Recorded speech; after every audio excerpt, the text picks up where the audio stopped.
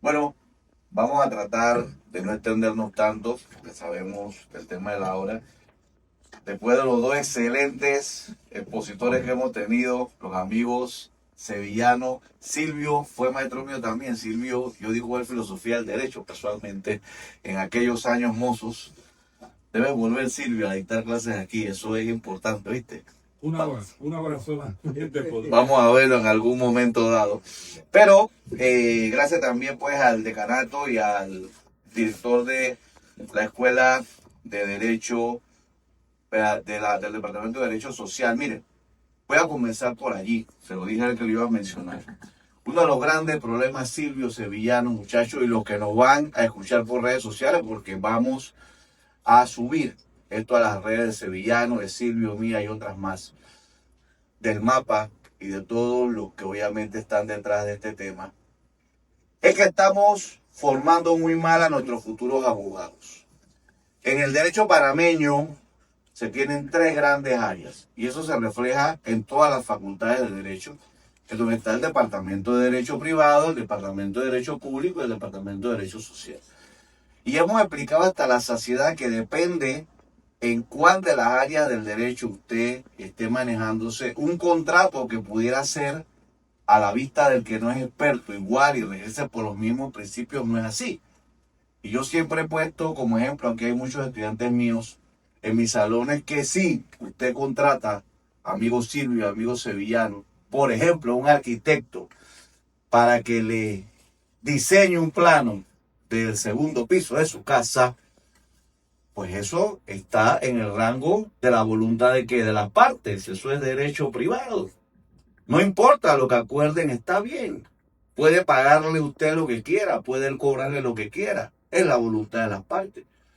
Pero si bajo esa misma premisa, don Silvio ahora es ministro de Obras Públicas y contrata a ese arquitecto para que trabaje en el Ministerio de Obras Públicas o en el Ministerio de Vivienda, Silvio solo puede pagarle lo que esté en la partida presupuestaria. Eso es derecho público. No es una discusión de cuánto valgo, cuánto quiera cobrar el abogado. Y si después lo que ocurre es que don Sevillano es el gerente de una empresa de construcción y contrata a ese mismo arquitecto para que sea empleado de esa compañía, entonces estamos en donde? En el derecho laboral, mi querido profesor Adames. Allí no le puede pagar lo que usted quiera, ni la hora de trabajo puede ser la que quiera. Es la misma situación. Es un contrato donde una persona contrata a un arquitecto, pero se rige por principios diferentes, ¿sí o no? No se resuelven los problemas de la misma manera en ninguna de las tres. Eso es lo que está pasando. Tenemos abogados mal formados, con gran énfasis solo en derecho privado. Y yo no estoy diciendo que eso sea malo.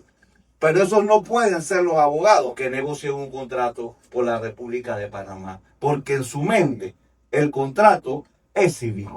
Y ellos están creyendo que eso es la voluntad de las partes. Y es por eso que ahí surgen gran parte de estos problemas. En la República de Panamá, yo no sé en Canadá, yo no sé en el Congo, yo no sé en Asia, el derecho de minas está dentro del departamento que usted regenta, profesora Adame, ¿sí o no? Es un derecho social que se debe regir por los principios de los derechos sociales. ¿Sí? Y en el peor de los casos, pues es el Estado el que es parte, por lo tanto entra en derecho público. Pero jamás un contrato minero en la República de Panamá puede redactarse, concebirse y regirse por principios del derecho privado. Y esa discusión es filosófica, Silvio.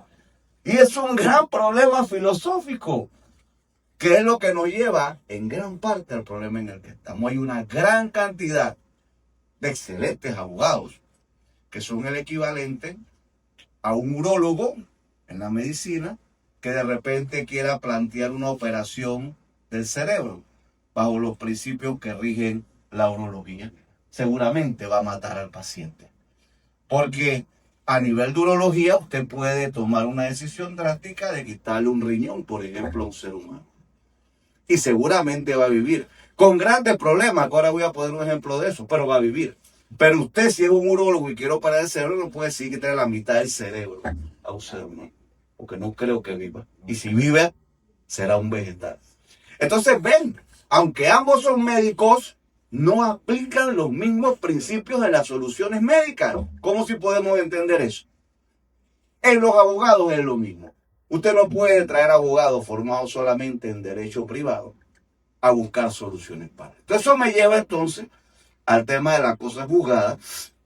Nosotros hemos escrito varios artículos científicos y hay un libro, profesor Adame, Silvio, quienes nos siguen, sevillano, que se va a publicar en la universidad prontamente, hecho entre México, la Universidad Autónoma de Guerrero y esta facultad, donde varios de estos artículos y de otros expertos van a quedar plasmados sobre el ecocidio, que ya es un concepto que se está manejando. Y van a ver a dónde quiero llegar. Tenía un debate, no crean que todos los que estamos acá pensamos igual, pero los debates son productivos. Tenía un debate yo con Silvio hace un par de semanas sobre si la naturaleza es sujeto o es objeto de derecho. Y es que eso es gran parte del tema en el que se va a ir solucionando este tema. No, pero me decía Silvio de muy buena manera: Luis, cuando yo estudié, la naturaleza era un objeto. ¿Es así o no es así? Y el derecho cambia. Tenemos que entender que el derecho cambia.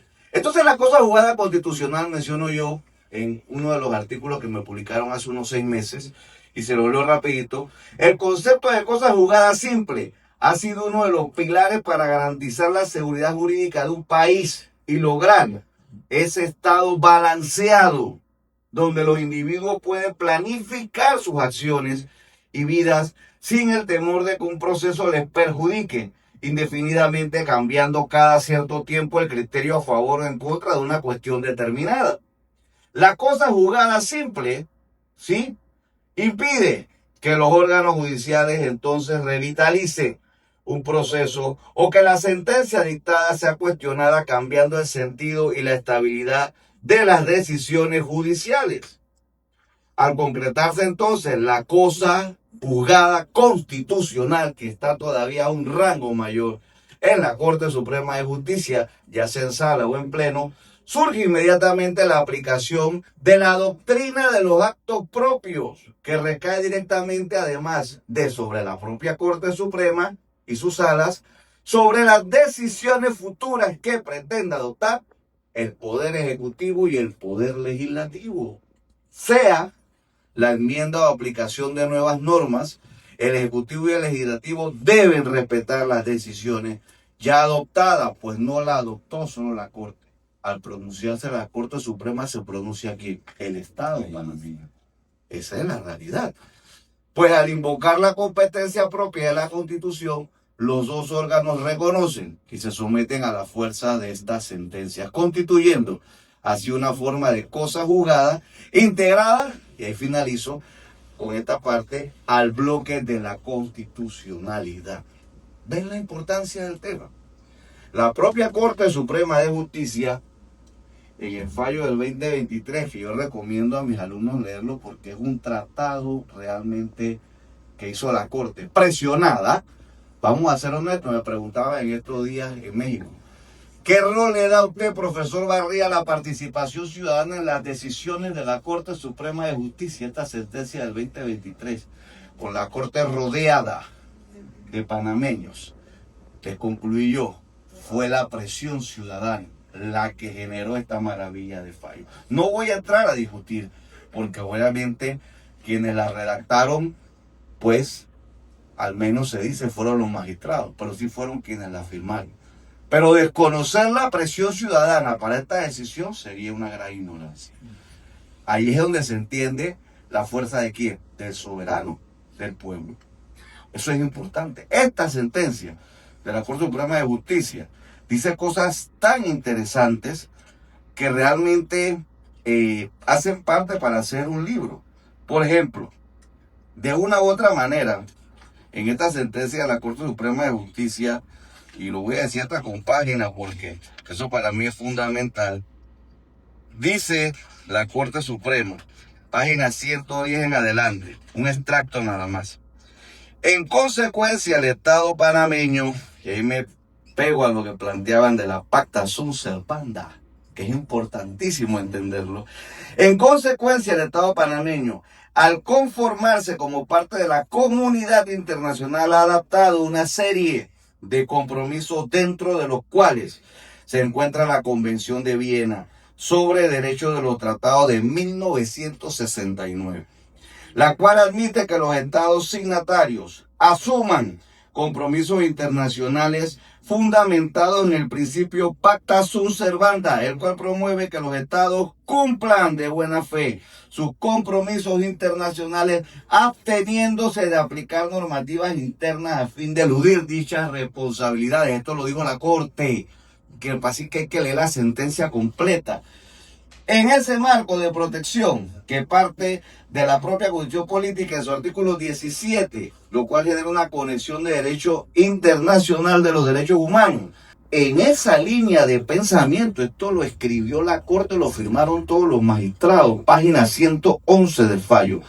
Mal podría el Estado sobreponer los intereses económicos, oye esto, Silvio, ¿sí?, frente a la protección de derechos humanos.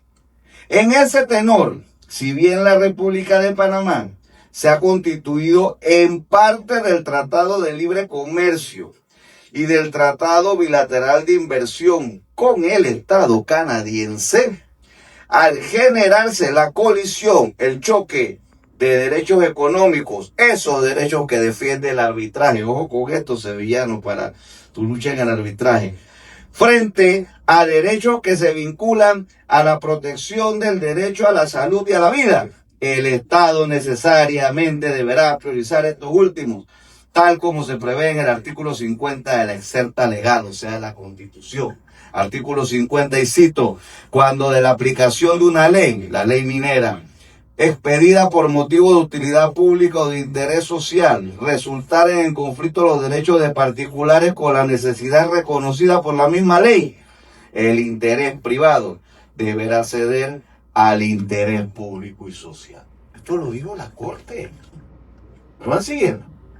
Entonces estamos en el 2026, a tan solo ni 3 años, porque esto fue en diciembre, sí, y ya estamos tratando de ir en contra de los actos propios, de la cosa jugada constitucional. ¿De qué estamos hablando en este país? Por eso lo que hoy presentamos es para que la Corte Suprema de Justicia entienda que cuando falla cualquier violación a este fallo, ¿en qué se convierte? Desacato. Y tienen que ser sancionados incluso con la destitución del cargo público, o con cárcel, o con multa, ¿sí?, quienes violenten una decisión del Pleno de la Corte Suprema de Justicia, porque están violando las cosas jugadas constitucionales. Ya me van siguiendo, lo importante de entender qué es cosa jugada constitucional. Y esto no es nada más en materia ambiental, y no es nada más en materia de minería. Pero es que si aquí no formamos a nuestros abogados correctamente, el abogado ni siquiera entiende qué es cosa jugada, y mucho menos entiende qué es cosa jugada constitucional. Y no entiende esto que dijo la misma Corte, en el sentido de que el interés público está por encima de los intereses privados. Entonces aquí que Dios nos haga confesión. Y por eso es que el país está tan complicado. En ese caso, con el tema de la naturaleza como sujeto de derecho, aquí hay 2 libritos. Yo no sé si puedes aumentar o no, o se lee o no desde la cámara que está filmando. Pero en Panamá, la Corte Suprema no quiere hacer lo que está haciendo, por ejemplo, la Suprema Corte de México. Aquí hay 2 libritos emitidos, editados, publicados por la Corte Suprema con respecto al Acuerdo de Escazú. ¿Y qué son estos 2 libritos? ¿Sí? Protocolo para juzgar casos que involucren derechos de acceso en materia ambiental, Acuerdo de Escazú. Nos están violando el derecho al acceso a la información. Y aquí en Panamá, que somos signatarios del Acuerdo de Escazú, nuestra Corte Suprema incluso se negaba a que nosotros presentáramos advertencias de inconstitucionalidad en un momento dado. Rechazaron varias. Y este otro dice: apunte para la implementación del Acuerdo de Escazú. ¿Quién y cómo puede acceder a la justicia en asuntos ambientales? Introducción a la legitimación procesal activa. ¿Qué dice nuestra ley 287 sobre el tema? Y procedo a leérselo, de los derechos de la naturaleza, tan solamente en su artículo 1. Esta ley tiene por objeto reconocer a la naturaleza como sujeto de derecho. Ya, la naturaleza en Panamá, discúlpenme, no es ya un objeto de derecho. Es un sujeto, es decir, es una persona como las personas naturales y las personas jurídicas. Y ahí es mi planteamiento, que se lo he dicho al magistrado Arrocha, con respecto entonces al nuevo proceso civil. Lo que pasa es que a los jueces hay que cambiarlos a muchos y hay que actualizarlos a otros. Dice el artículo 1 del Código Procesal Civil, que me lo he leído todo de arriba para abajo, ¿sí? Dice ese artículo 1, principios y reglas comunes. Y nos vamos entonces, ¿a qué cosa? Al punto 3, tutela judicial efectiva, que es uno de los temas ahora en el proceso civil panameño. Toda persona tiene derecho a acudir a la jurisdicción civil para el ejercicio o reconocimiento de sus derechos sustanciales o para la defensa de sus intereses o de las relaciones jurídicas que le conciernen. ¿Qué acabamos de decir que la naturaleza? Un sujeto de derecho. Entonces uno es una persona que tiene derecho a acudir a los tribunales. Entonces viene la última pregunta. Bueno, ¿y cómo acude? No importa. En la República de Panamá eso fue resuelto, se lo cito también, y lo reconoce. Ahí no lo traje, pero ahí tengo un libro de la opinión, apúntelo, OC 32-25, opinión consultiva de la Corte Interamericana de Derechos Humanos, donde la Corte Interamericana de Derechos Humanos cita a Panamá como un ejemplo, decía Alessio en su introducción. Panamá fue una de las primeras constituciones, lo dijo Adames también, que tuvo un capítulo de ¿qué? El régimen ecológico.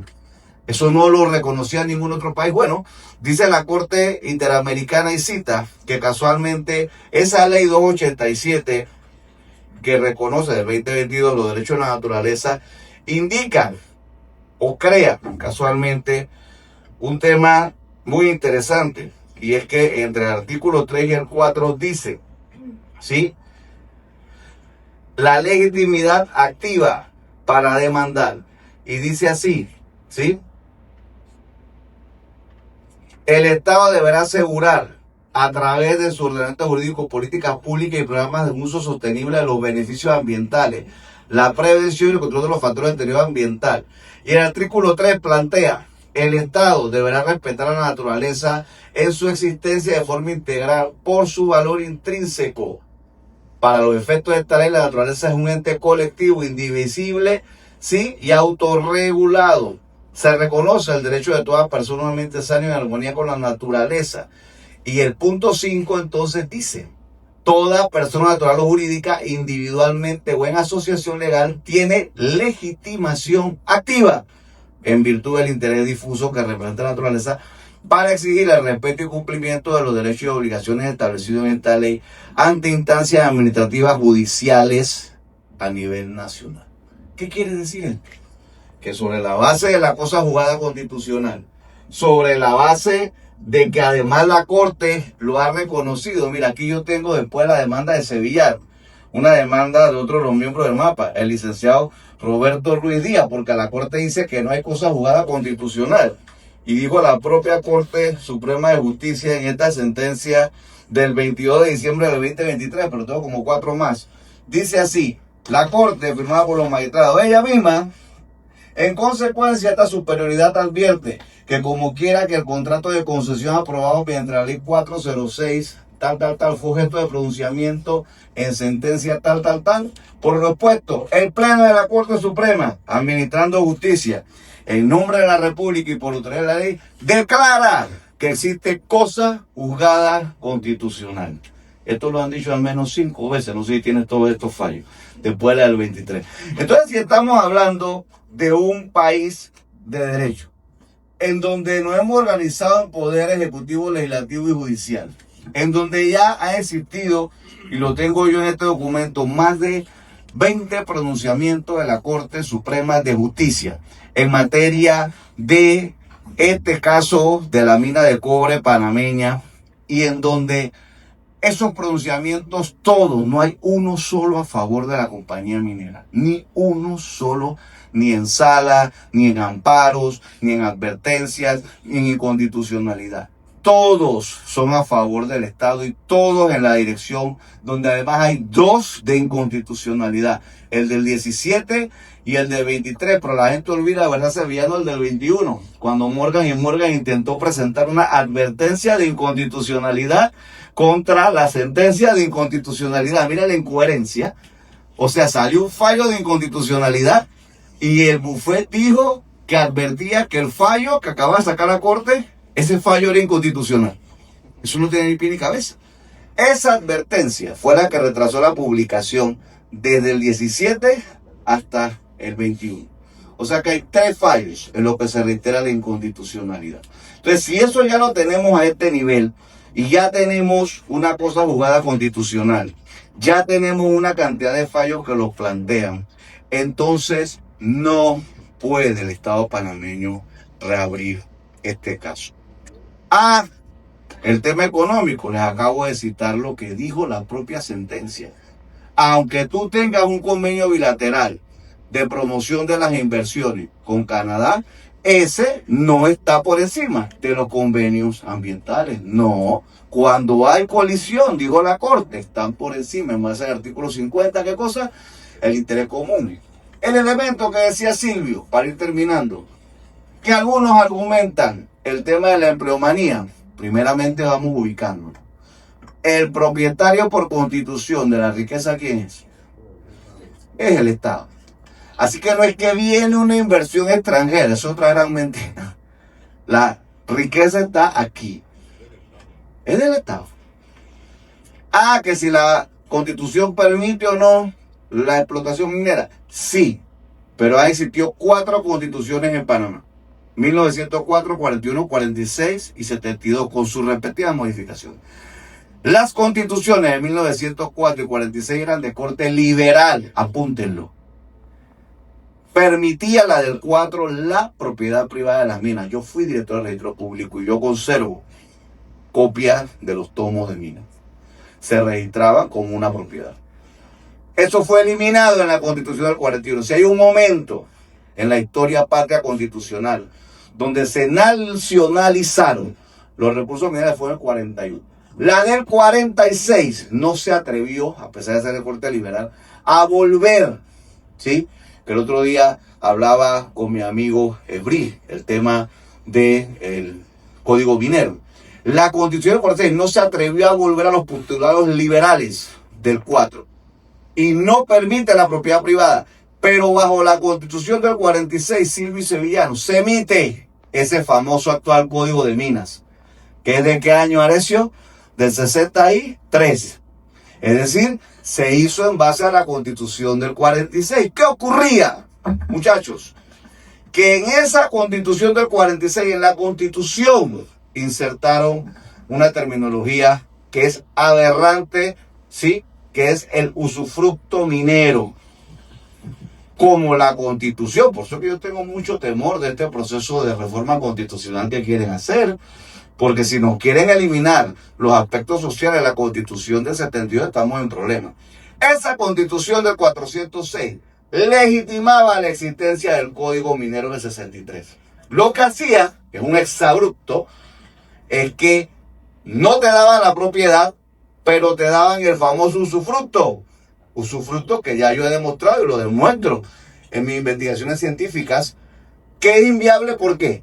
Por lo mismo que acaba de ocurrir con el puerto de Panamá Port. ¿Qué pasó con el puerto de Panamá Port? Lo mismo que estamos discutiendo aquí. ¿Qué dijo la Corte? Que es inconstitucional. Pero ahí sí la empresa desapareció, yo no la veo haciendo propaganda. El Estado, si viene uno de ellos, lo manda para afuera en el mismo avión que llegaron. Pero la mina que le declararon 3 veces y más de 20 fallos, sigue haciendo propaganda. Pero el punto no es ese. Es que ahí el usufructo sí es viable. ¿Por qué, profesor Esbrí? Porque si tú me diste a mi Panamá por un puerto, en usufructo, no en propiedad, ahora ¿qué devolvió Panamá por? El puerto. Ahí está. Igualito, ¿verdad? Con mejoras, con deterioro. Pero si tú me das en usufructo, porque lo que me estás dando en usufructo en los contratos mineros no es la tierra. ¿Estamos entendiendo? ¿Qué me estás dando en usufructo? Los minerales. Pero no es que yo lo estoy usando aquí. Yo lo transformo primero de bien inmueble, montaña, en bienes ¿qué? Muebles. Y los vendo. Cuando acabe el usufructo, puede Minera Panamá, que acabó, devolverle algo a Panamá. ¿Qué nos devolvió? Panamá Port devolvió los puertos, ¿verdad? ¿Y qué devolvió Minera Panamá en el 23 sitio? Un hueco. porque lo vendieron. Y encima de eso lo he señalado, que tenemos que ir a la corte, Silvio Sevilla, de los demás. Hay peculado de uso, esa es mi opinión. Porque si usted un bien del Estado lo vende, usted está cometiendo un delito. ¿Qué vendió Minera Panamá hace unos meses? ¿El concentrado de qué? De cobre. Y ya no había contrato, ¿verdad? Entonces no se puede otorgar en usufructo. Ese código, amigo Esbrí, del 63, fue derogado tácitamente por la Constitución del 72. Porque va en contra totalmente del espíritu constitucional. Es decir, la Constitución del 72 no contempla el usufructo minero. Eso quiero llegar. Un código usufructuario que fue redactado en base a una Constitución del 46 que contemplaba el usufructo tenía, aunque era una aberración, constitucionalidad. Pero ese código tratado de utilizar después del 72 no lo tiene. Con todo y lo que yo cuestiono a los militares, no hay, he buscado, si ustedes encuentran, démela. No hubo un solo contrato como estos en los 21 años de los militares. No hubo. Ellos no se metían en esas cosas. ¿Por qué? Porque ellos plantearon en la Constitución que era del Estado. La Constitución dice que solo el Estado puede hacer la explotación, debe crear las empresas estatales. Entonces, concluyendo, no tenemos actualmente un código de recursos minerales vigente. Además, se aprobó una ley de moratoria minera que está vigente en la actualidad.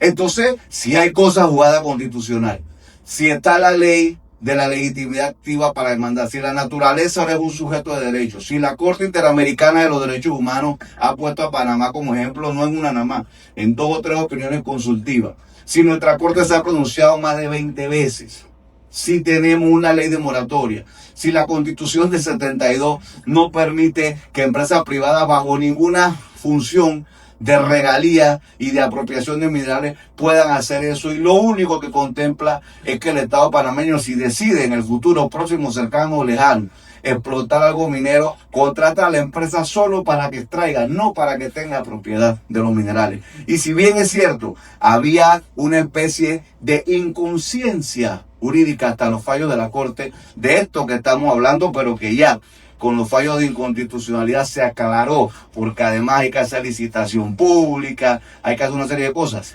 ¿Por qué insistir en este tema? La empleomanía. Pero la empleomanía beneficia a quién. ¿Cuántos trabajadores creen ustedes que puede absorber la mina? 5,000. 10,000. Llegará a 15,000. ¿Y el daño ambiental para cuántos es? Para los 5 millones de panameños, ¿verdad? Entonces volvemos al artículo 50. Aquí la discusión es el trabajo para 5,000 o es el daño ambiental para 5 millones. Pero hay 10,000 millones al año que se extraen. Vamos al tema de los riñones. Según los cálculos que yo he investigado en ciertos mercados internacionales, un riñón puede costar hasta $250,000. ¿Puede un ser humano como ustedes vivir sin un riñón?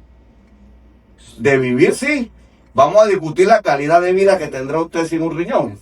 O cuánto le costará medicinas y tratamientos. Pero puede vivir, ¿verdad? Sí. Entonces, ¿cuál es la discusión? Si de verdad un riñón llega a costar en el mercado internacional hasta $250,000, ¿cuánto es $250,000 multiplicado por 5 millones de panameños? Es 1.250.000.000.000. A darle pues, vamos a decidir como Estado meter un riñón de cada uno de nosotros y vamos a preguntarle a cada uno de ustedes, los que apoyan el tema minero, si están dispuestos a vivir sin un riñón por $250,000. Esos $250,000 que te dan, ¿te permitirán vivir 80 años con calidad de vida? No lo sé. Analicémoslo. Entonces, ¿por qué alguien, por un tema de empleomanía, por ganarse $2,000, $3,000 al mes por un tiempo determinado, no le importa el daño ambiental? Así como si yo le planteara a la población sacarle a cada uno un riñón, cada uno se sentaría a meditar en su casa, si eso es pan para hoy, hambre para mañana, ¿sí? Asimismo el Estado, si quiere que tomemos una decisión, no puede ser de ningún gobierno. es una decisión del Estado, es decir, de todos nosotros. Uno. Segundo, tienes bajo Escazú que ser honesto. Tienes que cuantificarme el daño ambiental. No existe minería a cielo abierto sin daño ambiental. ¿Cuánto vale ese daño ambiental versus cuánto tú extraerías de riqueza allí?